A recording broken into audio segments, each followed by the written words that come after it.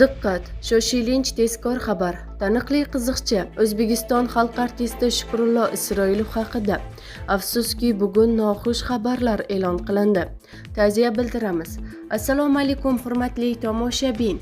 Tezkor yangiliklardan birinchilardan bo'lib xabardor bo'lishni istasangiz, videomiz ostida bir dona like va podpisatsiya tugmachasini bosib qo'yishni unutmang. Teatr va kino olamining yorqin namoyandalaridan biri, O'zbekistonda xizmat ko'rsatgan El Ardog'dagi taniqli qiziqchi Shukrullo Isroilov YouTube'dagi kanallarning biriga intervyu berdi.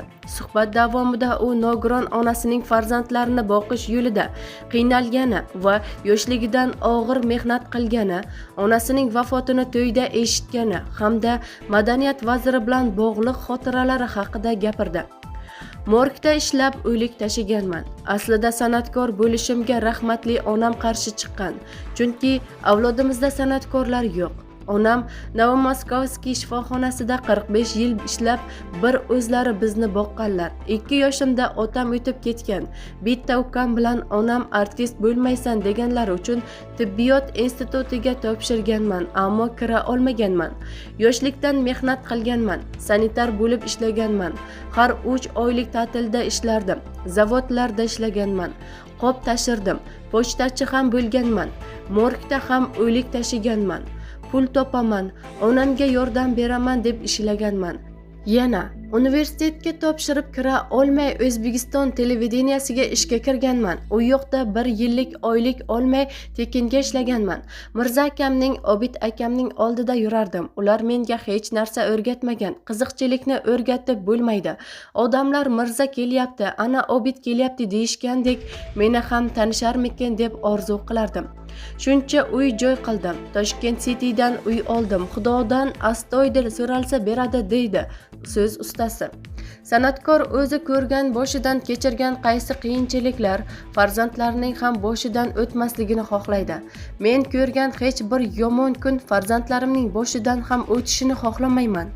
Men otasiz o'sdim. Maktablarda ota-onalar majlisiga otam kelmasdi. Shunda o'ksinardim, lekin onam rahmatli, bir o'zi 2 o'g'ilni boqqanlar. 11 yoshimdan ishlashni boshlaganman. Limonad zavodida butilka yuvardim. 3 oyda 70 rubl topardim. Maktabda oq yoqa kiyilardi. Titilib ketgunicha kiyardim. Buvim yamoq solib tikib berardi. Shuni kiyib yurardik, deydi Shukrullo Isroilov. Qiziqchi bolaligida onasining qaysi qiyinchiligini ko'rib, shundan so'ng yordam berishga qaror qilgani haqida gapirdi. 7-8 yosh edim. Onamning oyog'ida nuqsoni bor. Oyoqlarini sudrab yurardi. Ko'chada bolalar bilan o'ynab yurgandim.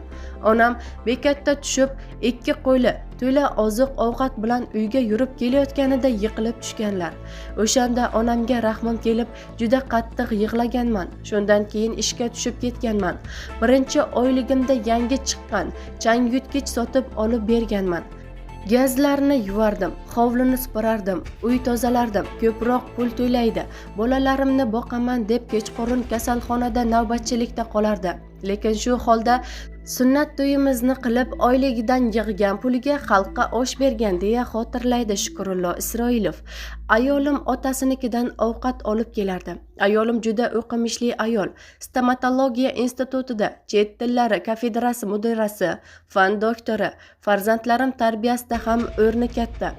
Borimda ham, yo'g'imda ham men bilan yonma-yon turgan. 2 xonali uyda yashaganimda ham, hech narsam bo'lmaganda ham yonimda turgan. San'atni endi boshlagan vaqtlarim qish oylarida to'y bo'lmasdi. Ishlay olmasdim, pulim bo'lmasdi. U erimga yordam bo'lsin deb ota uyidan oziq, ovqat, kartoshka, piyoz olib kelardi.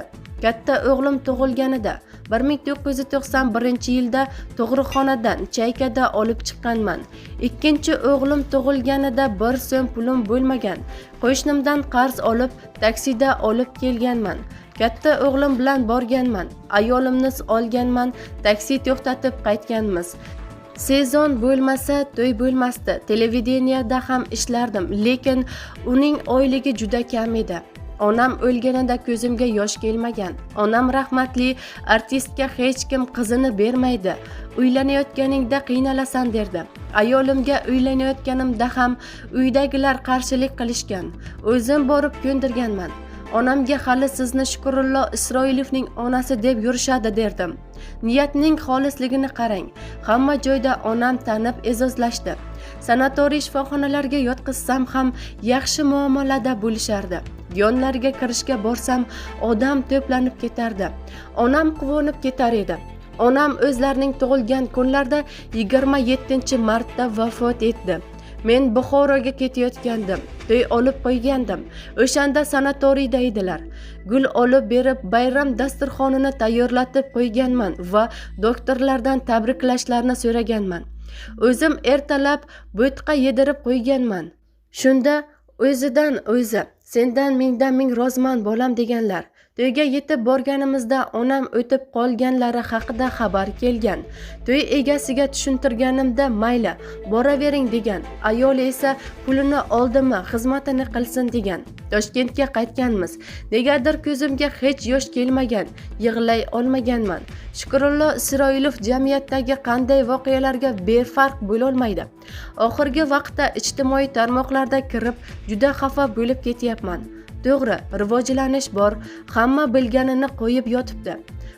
Hatto bizni ham bular uyatsiz ko'rib bo'lmaydi deyshadi. Vaholanki hayotning o'zi fahshlashib ketyapti. Instagramda san'atkorlar bir-birining go'shtini yeyapti.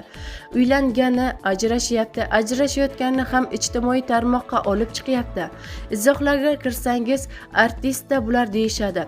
Yaxshi san'atkorlarning nomiga dog' tushadi. Shularni ketidan shunga xafa bo'lib ketaman. Ozodbek Nazarbekov bilan osmonga qarab niyat qilardik. 1991-yillardan madaniyat vaziri Ozodbek Nazarbekov bilan marhum xonanda Muhriddin Xoliqovning yonida yurardik. Hovli qurayotgan vaqtlari ham qarashib yurardik. U kishi gastrol safarlariga ko'p ketardi. Shunda ustalar bilan uylariga qarab qolardik. Ozod yoz payti osmonga qarab yotib, "Shukur aka, biz ham zo'r bo'lib ketarmikanmiz" degan. Ozod, "Xudo xohlasa zo'r bo'lib ketamiz.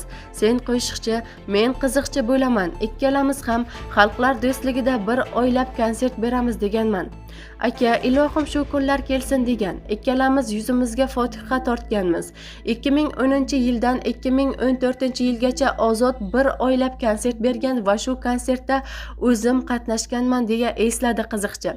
Shukrullo Isroilov madaniyat vaziri bo'lsa, ochiq kiyinadigan aktrisalar, masalan Nilufar Hamidovaga nima degan bo'lar edi? Muxlislardan kelgan ushbu savolga ijodkor quyidagicha javob berdi. Hammaning o'z tabi bor. Men o'rgatganim, tanbeh berganim bilan hamma o'zi xohlaganini qiladi. O'ziga havola. To'g'ri, unga insof bersin. Mana yaqinda atlas ko'ylaklar kiyib chiqdi-ku. Bilmadim, bu uning stilidir.